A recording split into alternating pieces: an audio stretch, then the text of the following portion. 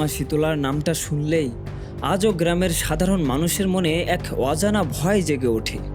বিশেষ করে যখন বসন্তকাল আসে, প্রকৃতিতে তখন রুক্ষতা বাড়ে। লোকমুখে প্রচলিত আতঙ্কগুলো তখন ডালপালা মেলে বসে। অনেকে মনে করেন পূজা না দিলে মা নাকি অসন্তুষ্ট হয়ে শরীরে গুটি বসন্ত বা পক্সের রোগ ছড়িয়ে দেন। কিন্তু আজকের প্রাচীন যাত্রার এই বিশেষ পর্বে আমরা এক গভীর সত্যের মুখোমুখি হব। আমরা কি কখনো ভেবে দেখেছি আদিশক্তি মহামায়া কি কখনো তার সন্তানের অমঙ্গল চাইতে পারেন? কেন তাকে বসন্তের দেবী বলা হয়? কেন তার হাতে ঝাড়ু আর মাথায় কুলো? আজ আমরা মা শীতলার সেই আদি এবং অকৃত্রিম রূপটি উন্মোচন করব। জানব বিজ্ঞানের দৃষ্টিতে তার প্রতিটি প্রতীক কেন আজও প্রাসঙ্গিক।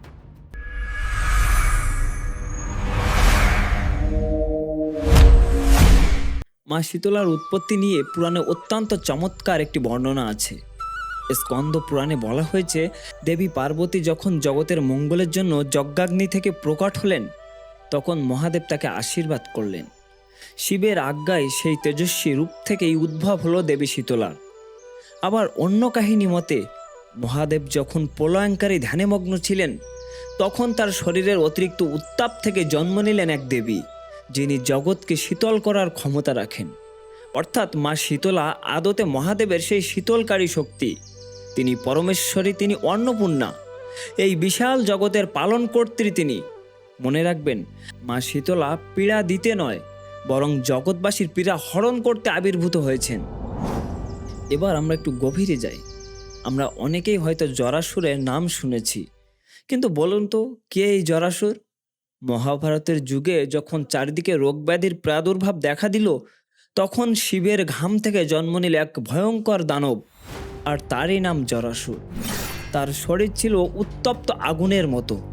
সে যেখানে যেত সেখানে মানুষ ধুঁকতে শুরু করত প্রবল জ্বরে। পৌরাণিক কাহিনী মতে এই জরাসুর একবার বিষ্ণুর হয়গ্রীব অবতারকেও আক্রমণ করেছিল। দেবতারা যখন নিরুপায়, তখন দেবী কাত্যায়নী বা শীতলা আবির্ভূত হন। তিনি জরাসুরকে কেবল পরাজিতই করেননি, তার ভেতরের সমস্ত বিষাক্ত রোগ জীবাণু নিজের শরীরে শুষে নিয়ে তাকে শান্ত করেছিলেন। সেই থেকেই তিনি হলেন রোগ হরণকারী। আমাদের শরীরে যখন জ্বর বা পক্স হয়, তখন শরীরের তাপমাত্রা বেড়ে যায়। মা শীতলার কাজ হলো সেই তপ্ত শরীরকে পুনরায় শীতল করে তোলা। মা শীতলার রূপটি যদি আমরা গভীরভাবে লক্ষ্য করি, দেখব তার প্রতিটি অনুষঙ্গ আমাদের সুস্থ থাকার উপায় বলে দিচ্ছে। মায়ের হাতে অনেক সময় নিমপাতার ডাল দেখা যায়। আধুনিক বিজ্ঞান প্রমাণ করেছে নিমপাতা হলো পৃথিবীর শ্রেষ্ঠ ন্যাচারাল অ্যান্টিসেপটিক। পক্স বা চর্মরোগ হলে আজও আমরা নিমপাতা ব্যবহার করি। মা যেন শিখিয়ে দিচ্ছেন প্রকৃতিতেই আছে সব রোগের ওষুধ। আপনি কি জানেন মায়ের হাতে কেন এই ঝাঁটা ও কুলো থাকে? আমরা যেমন ঘর পরিষ্কার করতে ঝাঁটা ও কুলো ব্যবহার করি, মা ঠিক তেমনি আমাদের পরিবেশ থেকে ব্যাধির জীবাণু আর মন থেকে কুটিলতাকে ঝেঁটিয়ে বিদায় করার শিক্ষা দেন। এটি পরম সুচিতা ও পরিচ্ছন্নতার প্রতীক। মায়ের অপর হাতে থাকে একটি অমৃত কুম্ভ। পুরাণ বলে, যখন কোনো মহামারী পৃথিবীকে গ্রাস করে, তখন মা এই কুম্ভের শান্তিবাড়ি ছিটিয়ে বিশ্বকে শান্ত জীবাণুমুক্ত করেন। মায়ের হাতের পাখা তপ্ত শরীরকে শীতল করতে ধারণ করেন। এই প্রতিটি প্রতীক আসলে প্রাচীন ভারতের হাইজিন বা স্বাস্থ্যকর বিধির এক একটি আধ্যাত্মিক চিহ্ন। উত্তপ্ত রোগীকে বাতাস করা এবং শীতল পানীয় বা জল দিয়ে তাকে শান্ত রাখার যে আদি চিকিৎসা পদ্ধতি, মায়ের পাখা ও ঘোড়া ঠিক সেই বার্তায় দেয়। আপনারা তো দেখেছেন মা গাধার পিঠে চড়ে আসেন, কিন্তু কেন মা গাধার পিঠে চড়ে আসেন? গর্ধবকে আমরা অবজ্ঞা করলেও সে কিন্তু অত্যন্ত কষ্ট সহিষ্ণু। আধ্যাত্মিকভাবে এটি আমাদের শেখায় অহংকার ত্যাগ করে কিভাবে সেবায় আত্মনিয়োগ করতে হয়। তবে সবচেয়ে চমকপ্রদ তথ্যটি হলো গর্ধবীর দুধের গুণাগুণ।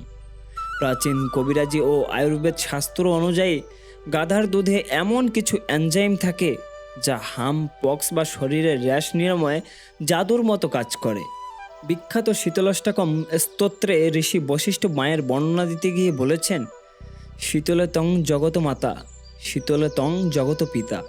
অর্থাৎ মা আপনি এই জগতের মাতা, আপনি এই জগতের পিতা। সেখানে তাকে আরোগ্য দাত্রী বলা হয়েছে, ভয়ঙ্করই নয়। শাস্ত্রে স্পষ্ট বলা আছে, যারা পরিষ্কার পরিচ্ছন্ন থাকে এবং প্রকৃতির নিয়ম মেনে চলে, মা তাদের সদা রক্ষা করেন। তাই পক্স হওয়া মানে মায়ের অভিশাপ নয়, বরং এটি একটি শারীরিক অবস্থা যা থেকে স্বয়ং মা শীতলাই আমাদেরকে মুক্তি দেন। বাংলার ঘরে ঘরে শীতল ষষ্ঠী পালন করা হয় এই দিনে। এই দিনে উনুন জ্বালানো হয় না, বরং আগের দিনের বাসি ঠান্ডা খাওয়ার রীতি আছে। কেন? কারণ ঋতু পরিবর্তনের এই সন্ধিক্ষণে গরম ও মশলাদার খাবার শরীরের জন্য অত্যন্ত ক্ষতিকর। শরীরকে ভেতর থেকে শীতল রাখতেই এই আচারের সৃষ্টি। আমাদের পূর্বপুরুষরা কত গভীরে গিয়ে এই আধ্যাত্মিকতা ও বিজ্ঞানের সমন্বয় ঘটিয়েছিলেন তা ভাবলে অবাক হতে হয়।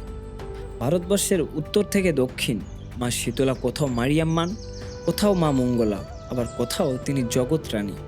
রূপ যাই হোক না কেন, তার আশীর্বাদ কিন্তু একটাই, আমাদের সুস্থতা।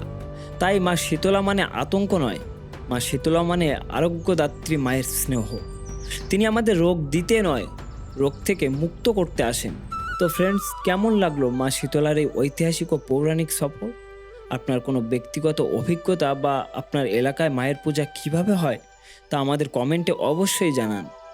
ভিডিওটি ভালো লাগলে লাইক দিন এবং প্রাচীন যাত্রা চ্যানেলটি সাবস্ক্রাইব করে আমাদের এই আধ্যাত্মিক পরিবারের সদস্য হয়ে থাকুন।